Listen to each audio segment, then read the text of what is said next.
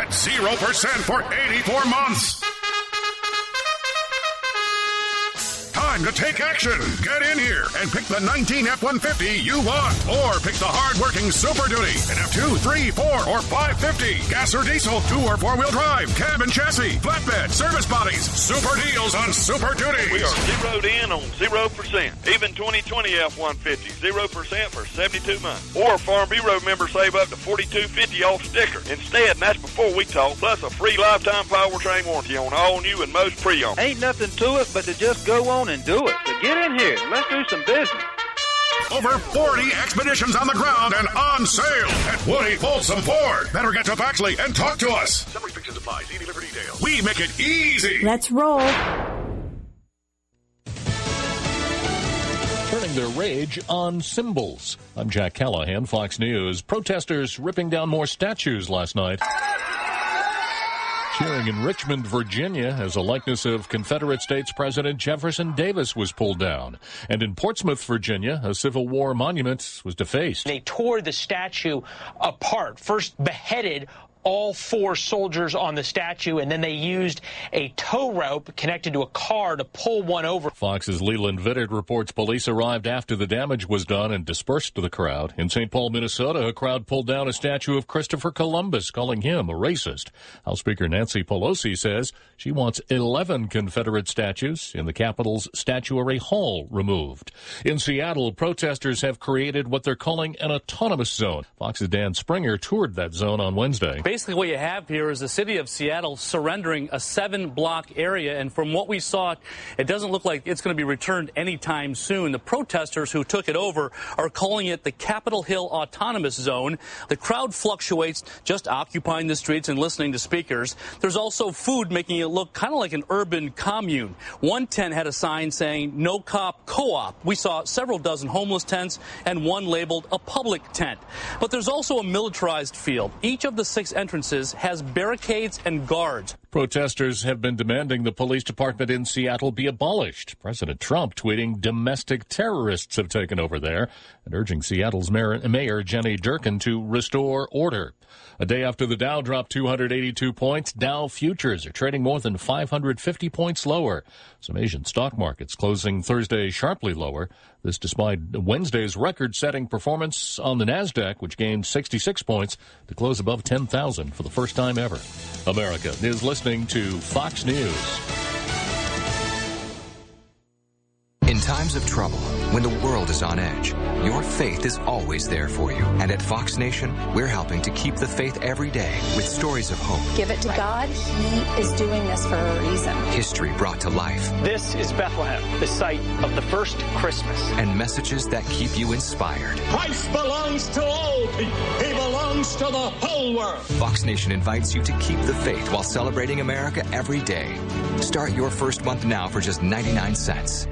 From the Fox News Podcasts Network, download and make it Hammer Time with Bill Hammer. Tim Murtaugh, welcome to the program. It's great to be with you, Bill. Thank you. How do you gauge the effect of the coronavirus on this election? It's a time when the president's leadership came out. I think the direct contrast between what people have seen from the president and what people have not seen from Joe Biden, and quite literally not seen Joe Biden. Subscribe and listen now by going to foxnewspodcasts.com.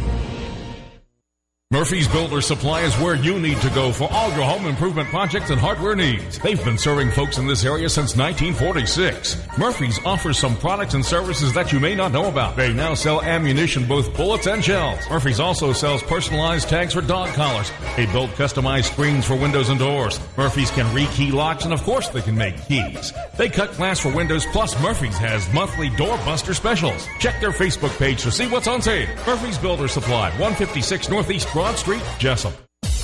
Damon's Famous Fingers and Wings restaurant in Jessup is now open for business, practicing social distancing, but still serving that great food that Damon's is famous for.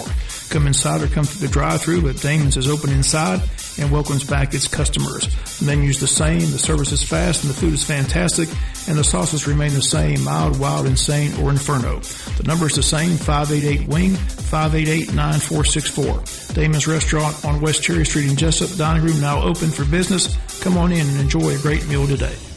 8 o'clock here at the Big Dog WIFO-FM Jessup, world-famous Butch and Bob Show, brought to you by Murphy Builder Supply, Damon's Famous Fingers and Wings, and Prime South Bank. Good morning, Bob. Good morning, Jonathan. Time now for the world-famous Butch and Bob Show. We've got a special guest in the studios, Kandiss Taylor from Appleton County is in the studio. She's running for U.S. Senate. Is that correct? Yes, that's correct. So this is the races in November with about 28 candidates on the 21.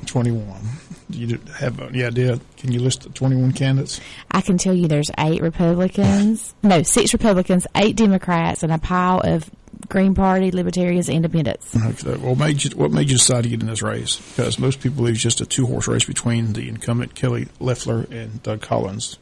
So I decided to get in the race because I love government. I don't like politics, and I'm seeing that traveling around how much I don't like politics because it is the two front runners, and it's millions of dollars being slung when we're taking out trillions to help people survive.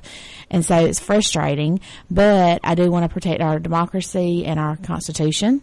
And so I decided to run.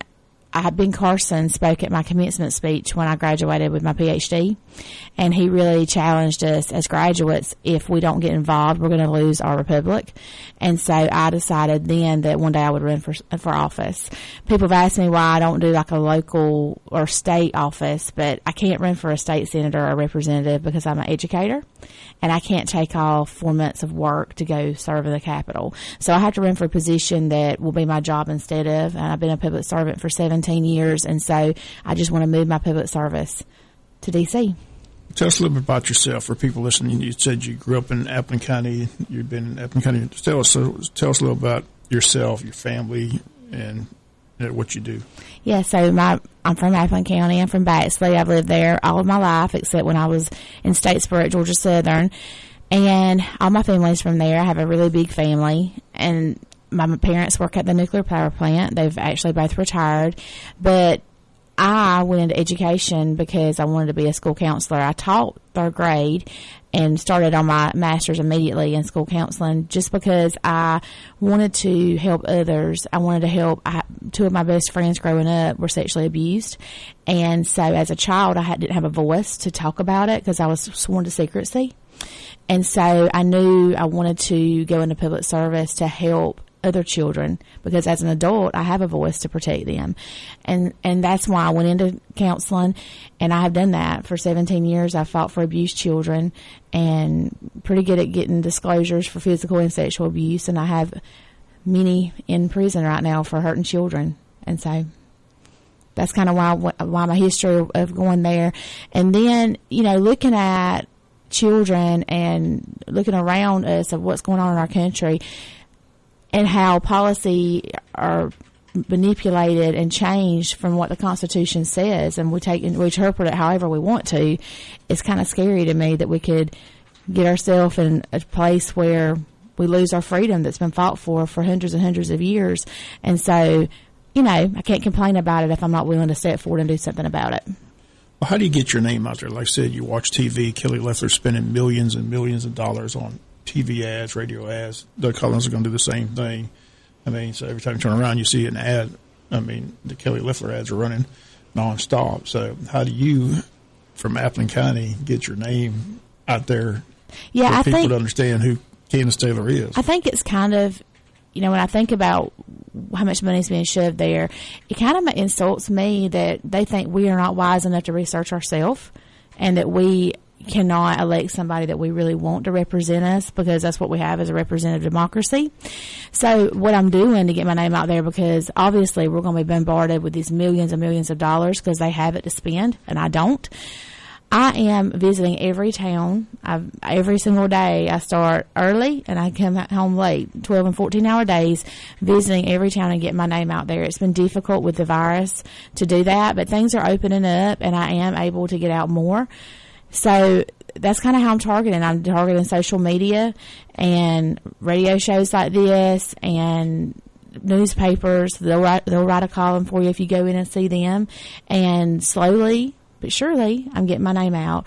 And, people in Republican Party meetings, they'll say, yeah, I've heard of you. I've seen you on social media. Or I heard you on this radio station. So I'm the only candidate from South Georgia, and I feel like we need to be represented. We can have 2 from North Georgia if we want it, but I feel like South Georgia is underrepresented in Congress, and we need to be represented. And so I know that that's resonated with a lot of the farmers and a lot of the small business owners, because that's what I want to protect, is their interest, and not the interest of special interest groups and not the interest of career politicians. So I want to speak to my constituents, see what they want, and go and fight for it. So when you're out there campaigning, what do you tell them your beliefs are? What are your policies? What do you, if you get to Washington, D.C., what would you hope to change, or what would you like to see done? So the first thing is term limits. And that's not going to be a popular opinion, because some of them have been in there 40 years, and they're not going to want to vote for that. But I'm hoping that I can develop my own subcommittee, and when they don't want to do it, and it'll probably take 12 years, because you're going to have to say 2 terms from this point forward. They're not going to agree to 2 terms, that would put them out. But if we say 2 terms forward, then maybe we can, if they don't agree, I can say, okay, well, I'm going to let your constituents know on the news. Maybe Fox News will talk to me then, because right now I don't have the money for them to want to talk to me. And let them know, like, okay, well, they want money and power, so. You know what's funny about that? Everybody that runs is for term limits until they get there. Then all of a sudden they forget about term limits. They don't even bring it up. They stay there 16, 20 years. Right, they don't bring it up. That's the problem. But I will not we've seen that over and over. Yeah, they're not bringing it up at all. And we can devise a subcommittee on what we want to, and they're choosing not to. But I'm not going to stay but 2 terms, because I have a family, and I'm happy in my job. I'm running for the people. If I can't run for the people, then I'll just stay home. And I told a super PAC that called me and offered me money. They wanted me to sign saying that I would consult with them before I made decisions on their interests. And I said, no, that's okay. I won't I don't need your money. So, I mean, it's fine. If I can't go represent the people, then I don't need to go. Can you tell us how people get up there and they become multimillionaires, how they do that?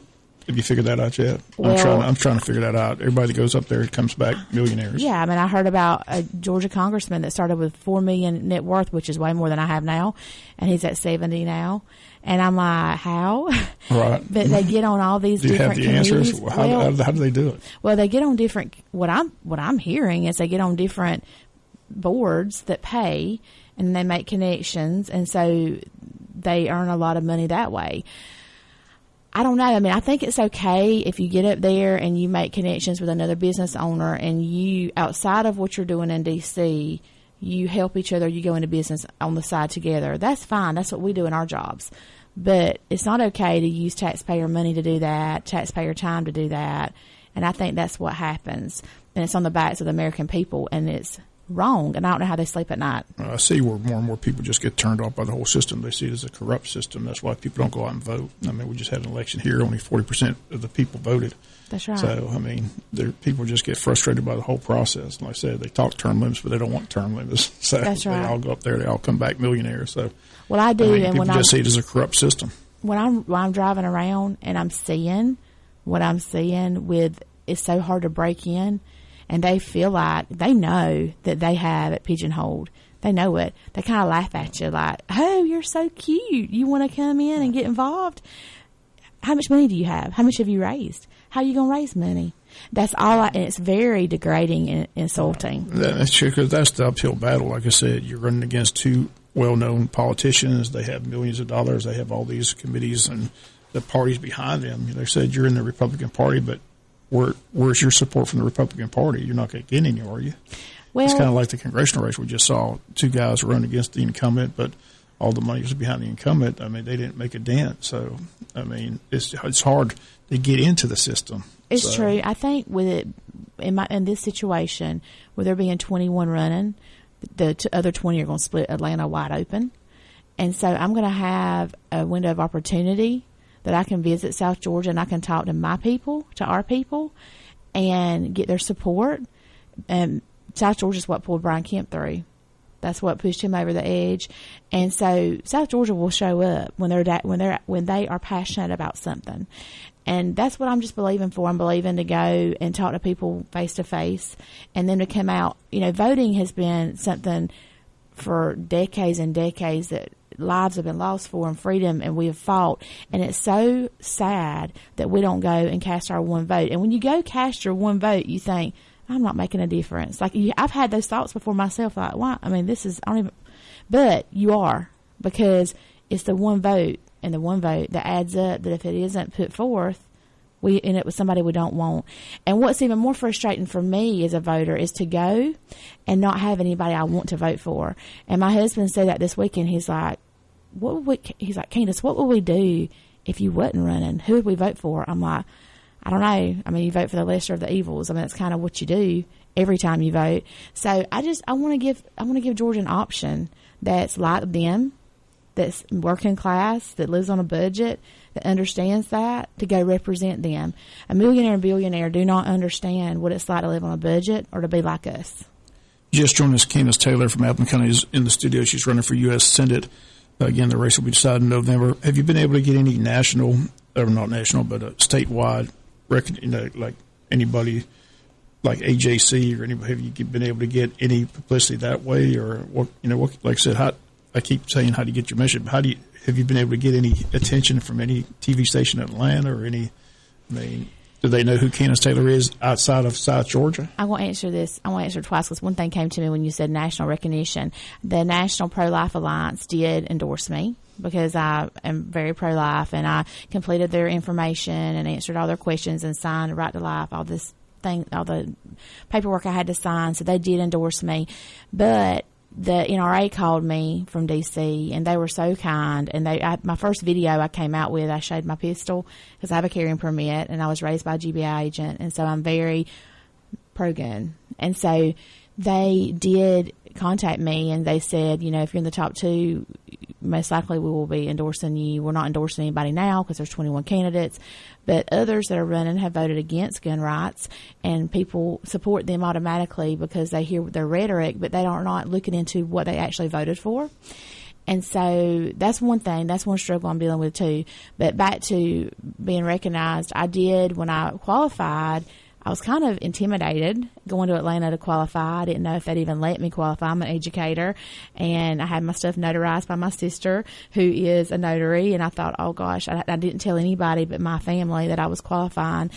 And I went up there, and when I came out, I called Fox News because they were not there. The guy was sitting there, then he left, so I called and told them I just qualified from South Georgia and I'd like to do an interview. They said, sure, we'll call you right back. Give us about 15 minutes to get it set up. I never called. I waited like 30 minutes and called back, and total different attitude. No, we don't do those that fast. We'll have to contact you later. I said, okay, well, I'm in Atlanta today. It's a 3.5-hour drive.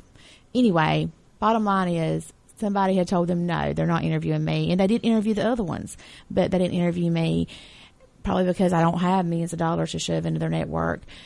But I know that once I make the top 2, because South Georgia will pull me through, and North Georgia believes like we believe too. And I went there this weekend, and I had really good support there, and many people telling me, I'm so thankful you're running, you're brave, I can't believe you're doing this, but thank you.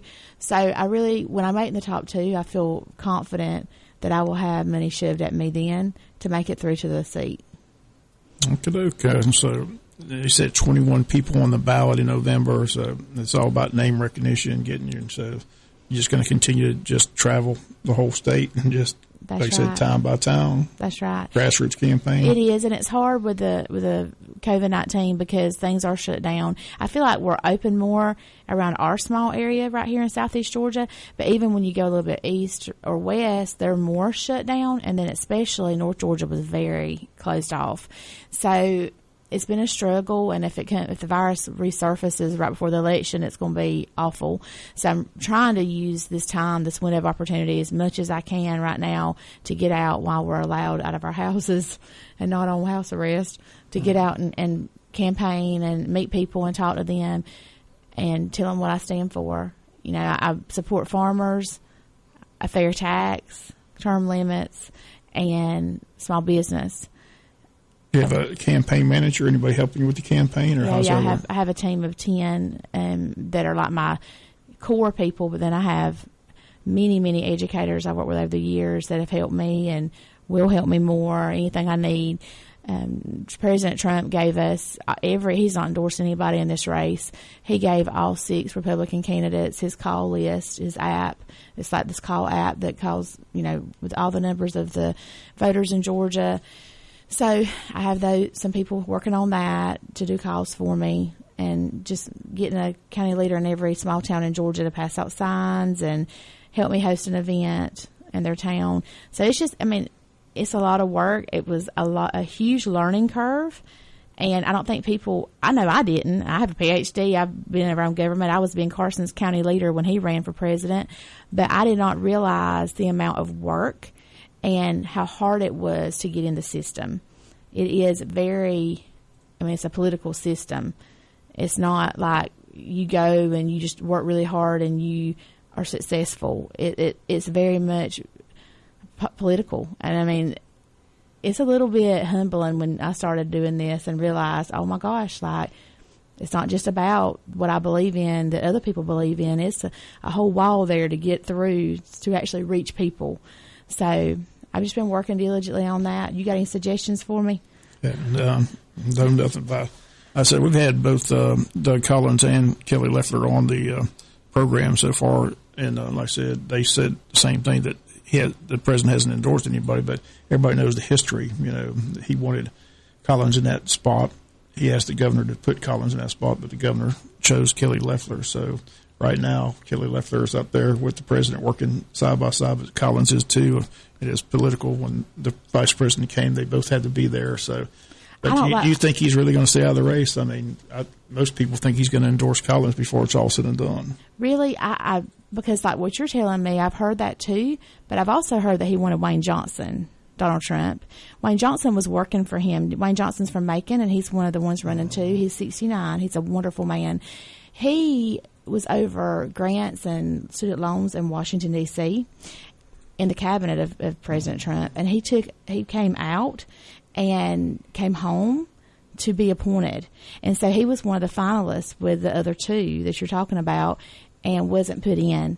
But that's who my understanding is that the president wanted. No, so that's not what I've been. That ain't. That's not what's being said. But I'm just telling you that's the other side of the story. Yeah. Well, there's always two sides of the story, but I'll stick to my side of the story. I'm pretty confident he wanted Collins and made it clear to the governor that's who he wanted. So he sure hasn't endorsed him. No, but like I said, I don't know this president stay out of much, so it'll be interesting to come. He's been coming out on Twitter with some now. Do you have a Facebook page for people can get more I do. about Kandiss Taylor? My name is spelled different. It's Kandiss Taylor. And so you can go to KandissTaylor.com, and it links to all my social media. So I have Facebook, Twitter, Instagram. And then you can also watch videos and places where I've been and speeches I've done. It's all there. And so please check me out. And I definitely am running for the citizens of Georgia, not for a campaign to be a career politician like other people in this race who have 20 years invested in have had their opportunity. So I want to represent the people, and I just believe that people can have their voice heard and that they can't be bought. Votes can't be bought. Well, the voters get to decide, that's for sure. That's the great thing about the process. But we appreciate you coming in. Again, thank the person who contacted us to let us know about you. My field director, yes. So we appreciate you coming in, and maybe we'll get you back in between now and election time. I would love to. It'll be interesting to see.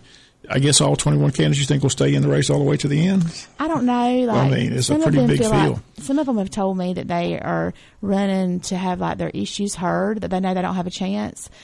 I don't know. I don't know if they'll all stay on the ballot or not, but I'm glad. I'm thankful there's so many because I have a chance. Because they're going to, like I said, they're going to divide Atlanta. Atlanta's a huge, I'll have voters there too, obviously. I have people already supporting me there. But it's a huge population. And so I'm the only one from South Georgia, and South Georgia wants to be represented. So. Okay. Well, wish you the best of luck. And again, appreciate you coming in. Good luck on the campaign trail. Thank you so much. Okay, we'll be back to wrap it up after this. Since 1946, Murphy's Builder Supply has been serving the folks of Jessup, Wayne, and surrounding counties with quality products and knowledgeable service. Matter of fact, they feel they sell service first to make sure you get exactly what you need for your home improvement projects. And with each employee at Murphy's being there for 10 years or more, you know you're talking with someone with the experience to help you with building supplies, tools, paint, and all the things you need from a full-service hardware store. The best choice in home improvement is Murphy's Builder Supply, 156 Northeast Broad Street, Jessup. Damon's Famous Fingers and Wings restaurant in Jessup is now open for business, practicing social distancing, but still serving that great food that Damon's is famous for. Come inside or come through the drive-thru, but Damon's is open inside and welcomes back its customers. The menu's the same, the service is fast, and the food is fantastic, and the sauces remain the same, mild, wild, insane, or inferno. The number is the same, 588-WING, 588-9464. Damon's Restaurant on West Cherry Street in Jessup. Dining room now open for business. Come on in and enjoy a great meal today. In the wake of the COVID-19 pandemic, it is important not to put your health care on hold. Preventative testing, lab work, elective, diagnostic, and surgical procedures are available at Wayne Memorial Hospital and are vital to ensure your continued good health. At Wayne Memorial, we prioritize your health and safety. You can be confident that all appropriate safety measures remain in place to protect our patients. At Wayne Memorial, you will find clean, open areas in which social distancing is enforced. Surfaces are regularly sanitized by our skilled environmental services staff, and HEPA-certified air filters are located throughout the hospital, ensuring the cleanest air possible. Our staff has ample supply of protective personal equipment, and face masks and hand sanitizers are readily available to our patients. We look forward to the day when we are able to lift our no visitors policy. Regardless of the COVID-19 virus, our friends, family, and neighbors are still suffering from heart disease, cancer, neurological problems, and much more. Please don't delay your important health care needs any longer. Schedule your services at Wayne Memorial Hospital today, where your health means everything to us. World famous Butch and Bob Show brought to you by Murphy Builder Supply, Damon's Famous Fingers and Wings, and also this morning by First Southern Bank. Good morning, Bob, at 8:21. I just want to remind people about the community blood drive coming up on Monday, 2 to 7 at Calvary Baptist Church Gymnasium. You can call 1-800-RED-CROSS to make an appointment, but again, all walk-ins will be welcome. All blood types are needed. Again, these community blood drives are pretty important during the COVID-19 pandemic. So, again, if you get a chance Monday to give the gift of life, give a pint of blood. Also, a reminder, tomorrow on the show, we've got football coach and athletic director Ken Cribbian to talk about how the first week of conditioning is gone at the high school and middle schools, talk about the upcoming season. So, again, it should be fun. Have him in the studios tomorrow on the world-famous Butch and Bob Show. And, again, got to ask you, Mr. Braves fan, Jonathan, what do you think about the Braves' first pick? Well, that's all well nice and good. Left-handed pitcher, Jared Schuster. I'd like to see us see him play some games. Yes. Well, are they going to play? They're going to play any baseball? I don't think so. I don't know. You can't. You don't think they'll get it resolved? Come to some kind of resolution. Let's play ball. Would have been nice to open up during July 4th, Independence Day. That would have been a nice story. But apparently, that's not going to happen. They're talking late July now. They're saying if at all possible, it'll start at like July 30th. So we'll see. Got to keep your fingers crossed and hope for the best. I'm hoping, but when would you're going to go into November, or what are you going to do there? I don't. And if you do, where do you go play? I mean, you can't. Domes. You can't play in 10 feet of snow. You can't play in New York or Boston. Yeah. Not in November. So I don't know. It looks, every day goes by, it just seems to dim more and more. But I'm still keeping up hope that they find some way to play some baseball before the season's over. I'd like to see Ronald Acuna Jr. back on the field. So Braves fans got a great team. It'd be fun to see. Yeah. You know who's got who's liking this, all the season being washed out? All that talk about the Houston Astros. Remember, they're going to boo all the players. Oh yeah. So all that's they forgot about all that. Oh yeah, they did. Before this hit, in spring training, they were getting ripped every time. Yeah, they were talking about how many players were going to get hit with pitches and throwing at batters and things like that. That was the big discussion. Now that's all faded away. Yeah, I'd forgotten about that completely. You don't hear about it anymore. No. So still hoping. Like I said, we'll have Coach Cribb here tomorrow talk about the hope of the high school football season. Hope you got to hear that interview or that commentary the actuality by Jay about the graduation. Like I said, they're still holding out hope that it's going to be anybody that wants to come can come, but they just have to wait and see how it's going to play out. But, as you mentioned, it's going to be a hot day. Some people may opt to stay home and watch just due to the heat. Yeah, and just watch it online. Right. July 18th, it'll be.